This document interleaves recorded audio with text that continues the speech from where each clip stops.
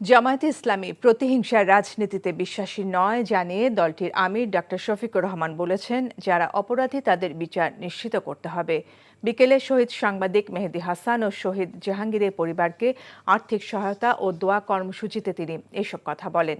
কোটা সংস্কার ও পরবর্তীতে সরকার পতন আন্দোলনে সংগঠিত হত্যাকাণ্ডের বিচার নিশ্চিত করতে জামায়াত সহায়তা করবে বলেও জানান দলটির আমির।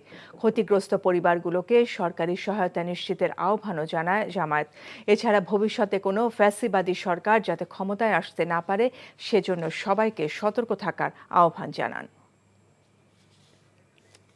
আমরা আশা করব শুধু এই পরিবার নয়, এইরকম যতগুলা পরিবার অসহায় হয়ে পড়েছে, বিচার পাওয়া সকল নাগরিকের অধিকার।